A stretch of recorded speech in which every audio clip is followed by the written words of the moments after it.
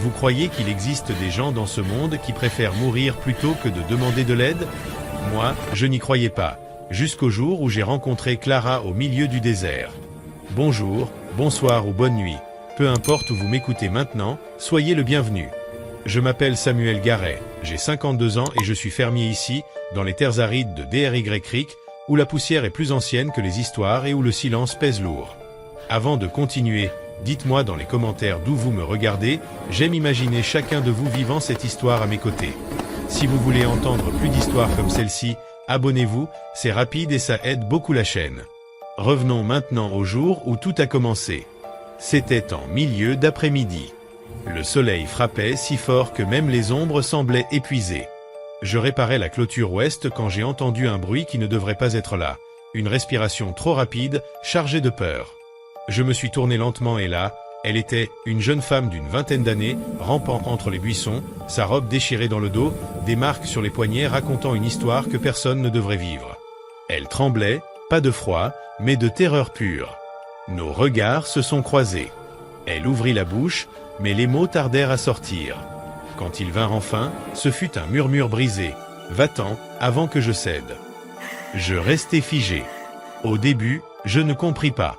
Puis je réalisai qu'elle me demandait de partir, de faire semblant de n'avoir rien vu, de la laisser livrer au destin que quelqu'un avait choisi pour elle.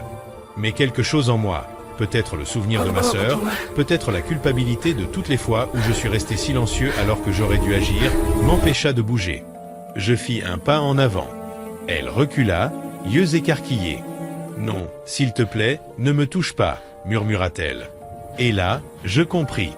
Elle ne demandait pas de l'aide, elle me protégeait, car celui qui lui avait fait du mal venait encore. Il y a des moments dans la vie où l'on sait que la décision que l'on prend changera tout, sans retour possible. Je restais là, face à Clara. Je ne connaissais pas encore son nom, mais je sentais déjà qu'elle portait un poids qu'elle ne devrait pas. Le vent chaud souleva de la poussière et l'odeur de la terre sèche, et avec lui, un autre son, le galop lointain de chevaux. Elle l'entendit aussi. Son corps se raidit comme si chaque muscle était devenu pierre.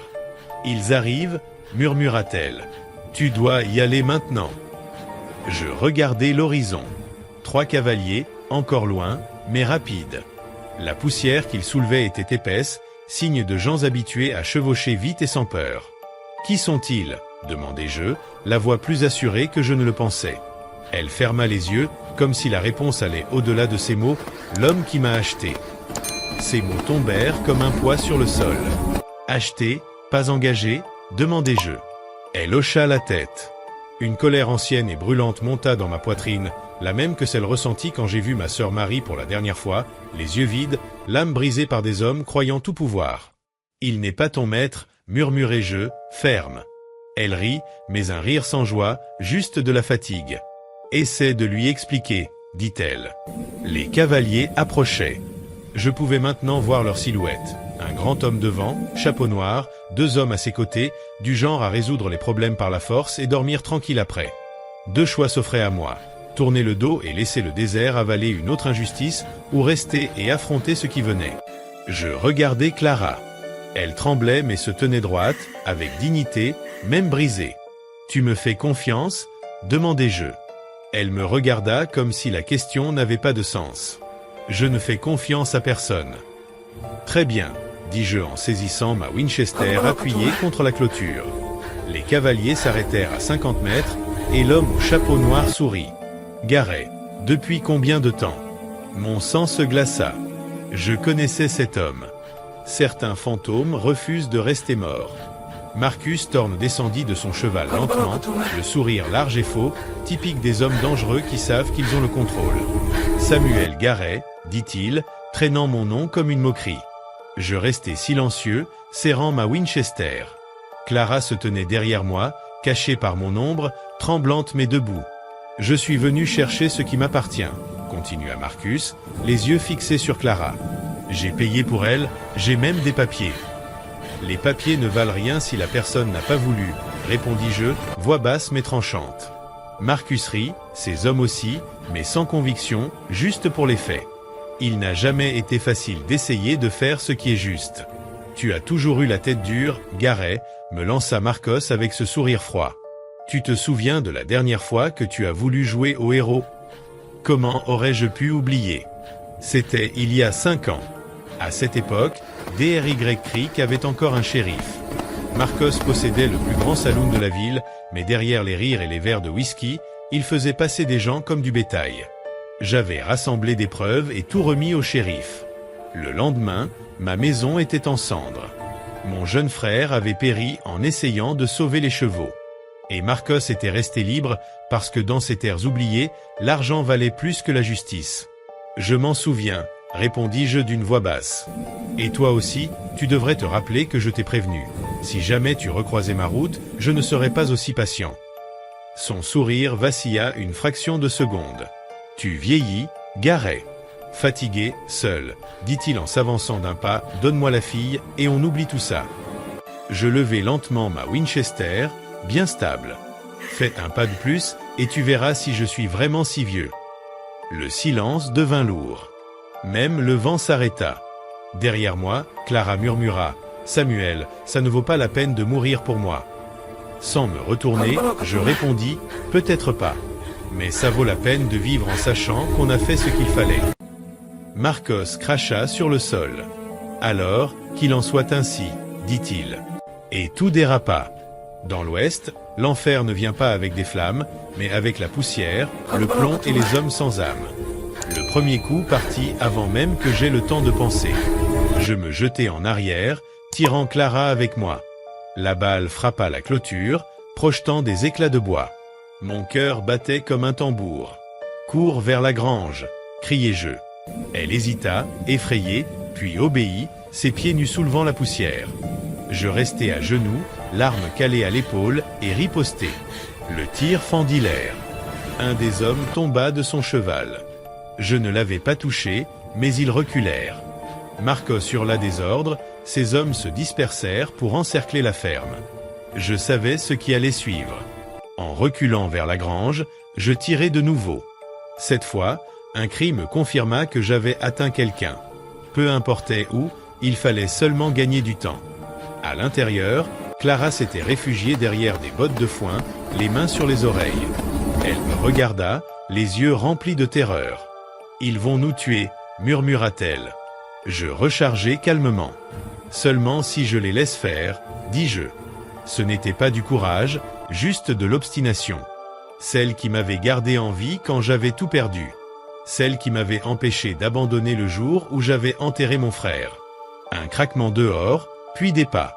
Je me plaçai près de la porte latérale, la Winchester pointée.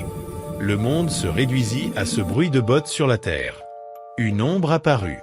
Je tirai. Le corps tomba lourdement. Pas le temps d'y penser. Un autre surgit de l'autre côté. Il tira le premier. La douleur explosa dans mon épaule gauche. Je tombai à genoux, la vue brouillée. Clara cria. L'homme s'approchait, prêt à en finir. Et soudain, tout changea. Clara se leva, saisit une pelle posée contre le mur, et avant que je puisse dire un mot, elle frappa de toutes ses forces. Le bruit fut sec. L'homme s'écroula. Le silence revint. Clara tremblait, la pelle encore dans les mains. Je l'ai tué, demanda-t-elle d'une voix tremblante.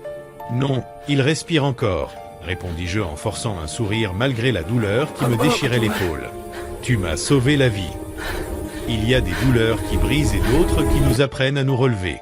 Elle m'aida à rentrer dans la maison. Chaque pas était une épreuve. Le sang coulait le long de mon bras.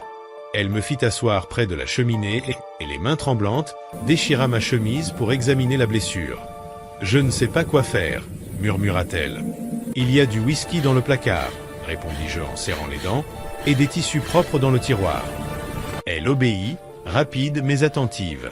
Lorsqu'elle revint, elle n'avait plus l'air d'une victime. Elle avait cette expression calme de ceux qui refusent de céder à la peur. « Ça va faire mal », prévint-elle. « C'est déjà le cas, soufflai-je. » Elle versa le whisky sur la plaie. Je retins un cri, mordant mon poing. Le monde tourna autour de moi, mais je restai silencieux pour ne pas l'effrayer davantage. « La balle est ressortie, » dit-elle après un moment. « Rien n'est resté dedans. » Elle fit un pansement solide, les mains étonnamment sûres. Quand elle eut fini, elle s'assit contre le mur, les yeux fermés. « Pourquoi tu as fait ça ?» demanda-t-elle d'une voix lasse. « Fais quoi ?»« Risquer ta vie pour moi. Tu ne me connais même pas. » Je la regardai. Son visage était couvert de poussière, ses yeux rougis par les larmes et la peur, mais il y avait aussi dans son regard une force nouvelle. « J'avais une sœur, » commençai-je doucement. Elle s'appelait Marie. Elle avait ton sourire et la même façon de croire qu'il y a encore du bon dans ce monde. Un jour, des hommes sont passés près de la ferme. J'étais parti acheter des provisions. Je m'interrompis. La douleur du souvenir était plus forte que celle de ma blessure. Quand je suis revenu, elle avait disparu. Je l'ai retrouvée 3 mois plus tard, mais ce n'était plus la même personne. L'éclat avait disparu. Clara ouvrit les yeux et me regarda avec une expression qui semblait pleine de compréhension. « Elle est morte ?» murmura-t-elle. Pas ce jour-là, mais elle s'éteignait peu à peu, jusqu'au jour où elle abandonna complètement. Un silence lourd remplit l'espace entre nous. « Je ne laisserai pas ça t'arriver, » dis-je avec détermination. « Non, pas encore. » Clara essuya rapidement ses yeux, laissant toutefois perler quelques larmes. « Merci, Samuel. » Dehors, le vent hurlait. Marcos Thorne était encore vivant, et des hommes comme lui ne renoncent jamais facilement. Certaines injustices échappent à la loi, et c'est là que la justice doit trouver un autre chemin. L'aube se leva claire, ce type de matin qui trompe, donnant l'impression que tout va bien, alors que je savais que ce n'était pas le cas. Marcos avait reculé, mais il n'était pas parti. Clara prépara du café fort, mauvais, comme aiment les fermiers. Nous bûmes en silence, chacun perdu dans ses pensées. Mon épaule me faisait mal, mais je pouvais bouger le bras, juste assez. C'est alors que nous entendîmes les chevaux de nouveau. Mais cette fois, ils arrivaient calmement, organisés, et ils étaient plus de 3. 6 hommes apparaissaient à la fenêtre. Devant, un visage familier, le shérif Tom Holland, de Red Valley, à 3 heures de cheval d'ici. À ses côtés, un agent fédéral de passage, et au milieu, les mains liées, Marcos Thorne. « Qu'est-ce que » murmurai-je. Clara apparut à mes côtés, tenant encore sa tasse. « Qui sont-ils » demanda-t-elle. « La vraie loi. » Je sortis sur le porche, mon inchesté à la main par précaution. Le shérif descendit de cheval et ôta son chapeau. « Garet, » dit-il en me saluant. « J'ai vu de la fumée hier après-midi. Je suis venu vérifier que tout allait bien. »« Comment l'avez-vous attrapé » demandai-je en désignant Marcos. Tom sourit, fatigué. « J'ai trouvé ces 2 complices près de votre clôture. L'un d'eux a tout révélé. Marcos trafiquait des gens, extorquait des fermiers et est venu ici pour te faire du mal à cause d'une femme. » Marcos cracha par terre, les yeux emplis de haine. « Ce n'est pas fini, Garet. »« Si, ça l'est, » répondit l'agent fédéral d'une voix ferme. « Marcos Thorne, vous êtes arrêté pour trafic de personnes, tentative de meurtre et une longue liste de crimes qui vous maintiendra derrière les barreaux pour le reste de votre vie. » Clara sortit lentement, comme incrédule. Ses yeux rencontrèrent ceux de Marcos, et pour la première fois, elle ne détourna pas le regard. « Tu ne feras plus de mal à personne, » dit-elle doucement, mais avec fermeté. Marcos tenta de répondre, mais Tom tira sur les rênes pour l'éloigner. Quand les chevaux disparurent dans la poussière, Clara s'effondra dans mes bras, en pleurs pas de tristesse, mais de soulagement. « C'est fini, » murmura-t-elle. Je la serrai malgré la douleur à l'épaule. Parfois, les fins ne sont pas joyeuses, mais elles sont vraies. Et parfois, cela suffit. 2 semaines plus tard, Clara était toujours à la ferme, non par obligation, mais par choix. Elle aidait avec les chevaux, réparait les clôtures, cuisinait pas très bien, mais avec application. Peu à peu, l'éclat revint dans ses yeux. Un jour, en terminant de réparer le toit du grenier, elle s'arrêta, regarda l'horizon et dit « Je dois partir ».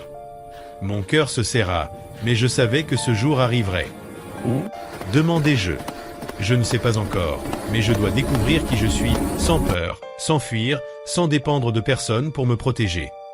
Je compris, car moi aussi, j'avais vécu ce moment où l'on se rend compte qu'on doit se trouver soi-même. « Tu auras toujours un endroit ici ?» demandai-je. Simplement, honnêtement. Elle sourit, ce sourire mêlant gratitude et mélancolie. Je le savais. Le jour de son départ, le soleil se levait. Je lui donnai l'un des chevaux, un bédou, fort et fiable avec des provisions, un petit revolver que je lui avais appris à manier et un peu d'argent économisé. Prends soin de toi, dis-je en ajustant les rênes. Toujours, répondit-elle. Elle monta, puis, avant de partir, me lança un dernier regard. Samuel, tu m'as sauvé, mais ce n'était pas seulement à cause de ta sœur, n'est-ce pas? Je respirai profondément. Non. C'était pour me rappeler que la bonté existe encore et que tu me l'as rendue. Elle hocha la tête, les yeux brillants, et disparut dans la poussière dorée du matin. Je restais là, ressentant un vide, mais aussi une paix oubliée depuis des années, car j'avais fait ce qui était juste et cette fois, l'histoire avait une fin différente. Ainsi se termine l'histoire de Samuel Garet et Clara, deux âmes brisées qui se sont retrouvées au milieu de nulle part et se sont aidées à guérir. La rédemption ne vient pas toujours de grands gestes, mais de choisir le bien, même quand cela coûte tout. Si cette histoire vous a touché, laissez un like, abonnez-vous et dites-moi en commentaire ce que vous auriez fait à la place de Samuel. Les jours suivants, le silence de DRY Creek retrouva sa place, mais quelque chose avait changé dans l'air. La poussière semblait moins lourde, moins accusatrice, comme si elle portait un souffle nouveau. Je reprenais mes routines, réparant des clôtures, nourrissant les chevaux, mais mes pensées revenaient constamment à Clara. Était-elle arrivée à bon port? Avait-elle trouvé ce qu'elle cherchait? Un soir, alors que le soleil déclinait derrière les collines rouges, un léger bruit attira mon attention. Au début, je crus que c'était le vent, ou peut-être un animal nocturne. Puis je vis une silhouette apparaître sur le chemin de terre menant à la ferme. Mon cœur se serra. Elle était là. Clara, marchant lentement, un sac sur l'épaule, le même regard décidé que le jour de son départ, mais quelque chose de plus, un sourire franc, une lueur de paix intérieure. « Samuel », dit-elle, sa voix portante dans le vent du soir. Je n'ai pas trouvé toutes mes réponses, mais j'ai appris quelque chose. Je posai mes outils et l'accueillis d'un simple signe de tête. Pas besoin de mots inutiles, pas besoin de peur. Elle avait changé, mais elle restait la même. Je voulais te montrer que la bonté que tu m'as rendue, je veux la transmettre. Ses yeux brillaient. Il y a des gens comme moi, encore perdus, encore brisés. Et je veux leur tendre la main. Le vent du désert souffla entre nous, et je compris que cette histoire, mon histoire, n'était pas seulement à propos de survie ou de justice. Elle était à propos de choix, la décision de ne pas rester silencieux, de ne pas fermer les yeux, même quand la peur étreint le cœur. Je souris, malgré mon épaule qui me rappelait douloureusement le combat passé. « Alors, on va le faire ensemble », dis-je doucement. Clara hocha la tête. « Oui, ensemble. » Et c'est ainsi que, au milieu de la poussière de DRY Creek, nous avons trouvé un nouveau chemin. Pas un chemin facile, pas un chemin sûr, mais un chemin vrai, où chaque geste de courage et chaque main tendue avait un sens. Les cavaliers de l'Ouest ne reviennent jamais vraiment, mais les fantômes du passé se souviennent de ceux qui ont choisi la bonté. Et dans le silence retrouvé du désert, une promesse flottait dans l'air. Il y a toujours de l'espoir pour ceux qui osent agir. Quelques semaines plus tard, des voisins commencèrent à arriver à la ferme, des histoires de disparition, d'injustice, d'âmes perdues. Clara et moi les accueillions, les nourrissions, les écoutions. La poussière n'était plus qu'un souvenir. DRY Creek n'était plus seulement un désert, mais un endroit où la rédemption se tissait dans les gestes simples et où le courage avait trouvé sa maison. Et parfois, quand le vent du soir passe entre les collines, je jure entendre le rire de ma sœur Marie se mêler à celui de Clara. Comme si elle nous rappelait que, même au milieu du chaos, il y a toujours une lumière pour ceux qui choisissent de la suivre. Quelques mois passèrent. La ferme reprit son rythme, les chevaux galopaient dans les prairies asséchées, et le vent du désert semblait plus doux. Clara et moi avions trouvé un équilibre. Elle apprenait à manier l'inchesté avec précision, je lui enseignais à lire les signes du désert, à anticiper le danger et à protéger ceux qui ne pouvaient se défendre. Un matin, alors que le soleil n'était qu'une lueur rouge derrière les collines, un corbeau noir se posa sur le bord de la grange, ses yeux perçants semblants scrutaient la terre et le ciel. Ce n'était pas la première fois que les corbeaux me paraissaient étrangement attentifs. Mais ce matin-là, il y avait quelque chose de différent. Une sensation de menace sourde, comme si le désert lui-même nous avertissait. Clara sortit de la maison avec une tasse de café. Elle suivit mon regard vers l'oiseau. « Quelque chose arrive, Samuel. Je le sens. » Je hochai la tête. Mon instinct me disait la même chose. Nous n'avions pas encore affronté Marcos Thorne, mais la loi avait fait son travail. Pourtant, certaines personnes n'apprennent jamais. Et dans ces terres, la justice officielle ne suffit jamais vraiment.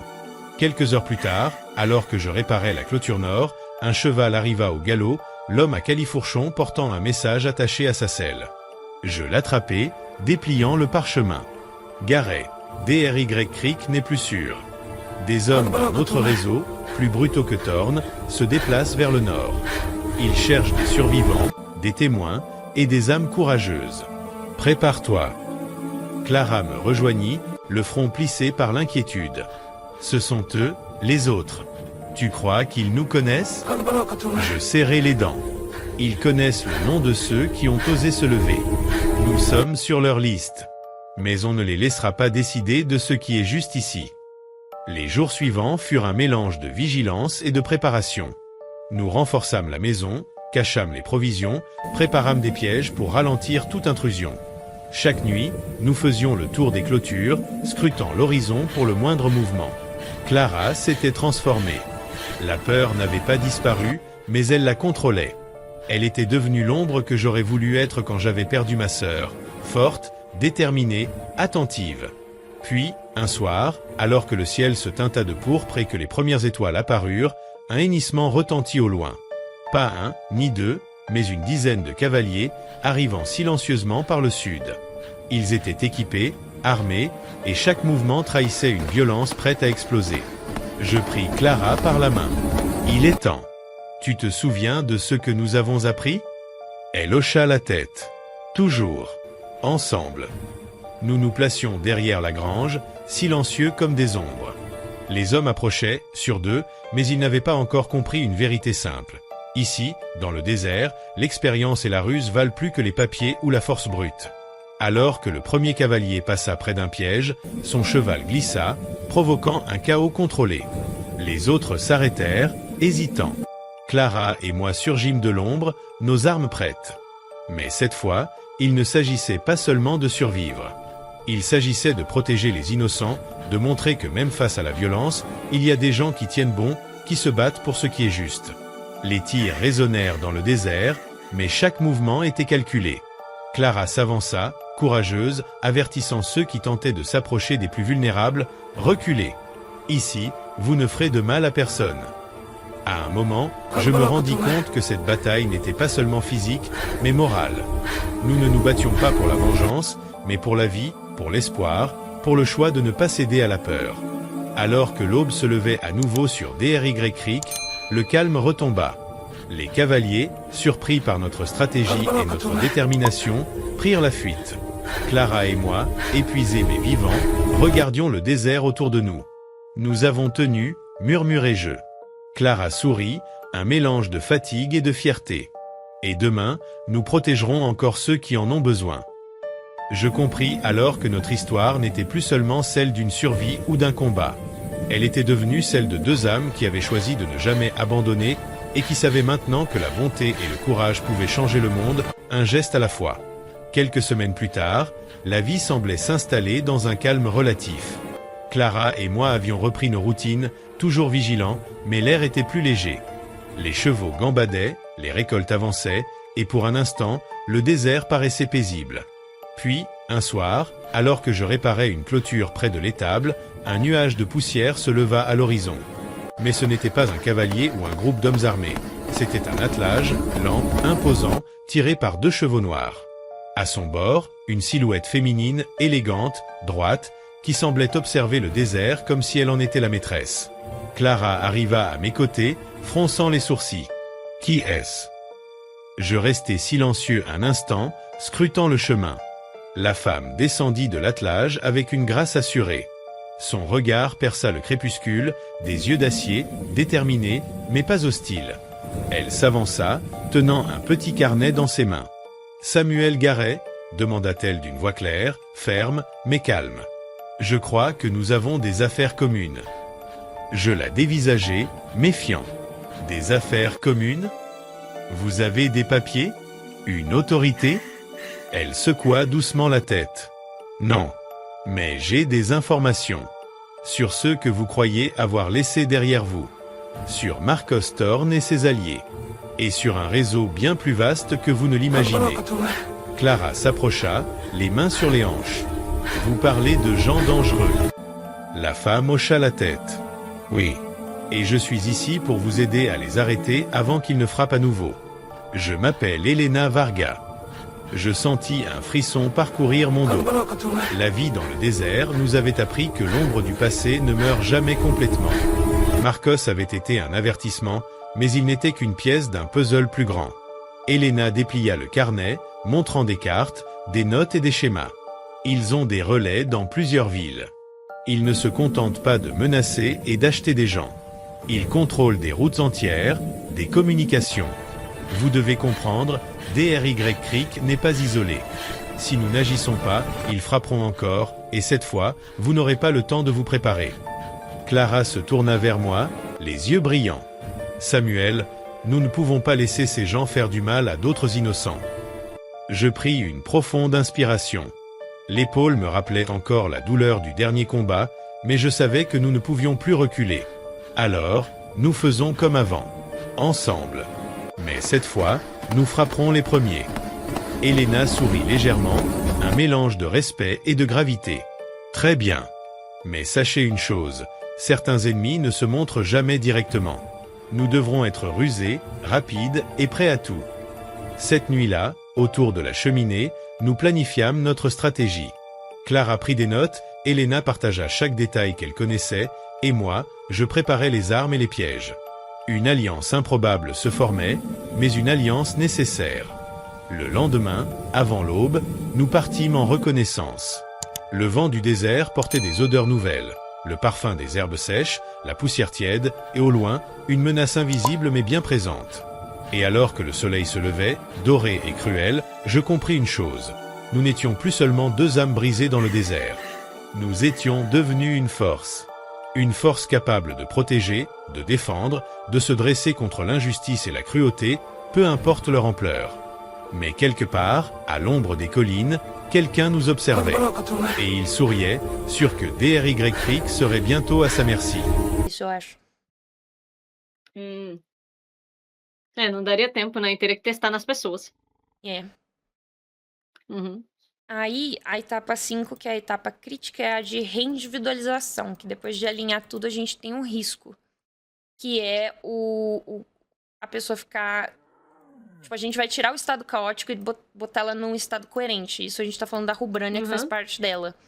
Só que pode ser que essa Rubrânia fique num estado coerente demais, que seria, tipo, muito similar ao Rubi. A gente não quer que alguém fique igual ao Rubi de Rubrânia. A gente quer que a pessoa tenha sua própria personalidade, seu próprio fluxo de Rubrânia e tal. Então a gente vai ter que restaurar meio que o ritmo da pessoa depois de estabilizar ela. Mas como vocês planejam fazer isso? Isso é só uma teoria? É, eu tô estudando a parte teórica primeiro pra ver o que dá pra fazer na prática. Entendi.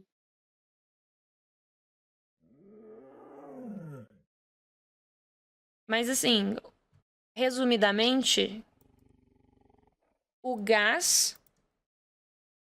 Rubrânia é sinônimo de vida. O gás faz Rubrânia esquecer como é ser vida. Tipo, Rubrânia esquece que é vida quando tá nesse estado que o gás coloca ela. E aí o Rubi de Rubrânia seria uma forma de... Todo mundo que entrar no bunker e tiver com essa Rubrânia caótica no corpo que esqueceu o que é ser vida, é o padrão do Rubi ajudar o padrão corporal da pessoa a voltar para aquele estado onde Rubrânia lembra que é vida e aí você continua estável como ser humano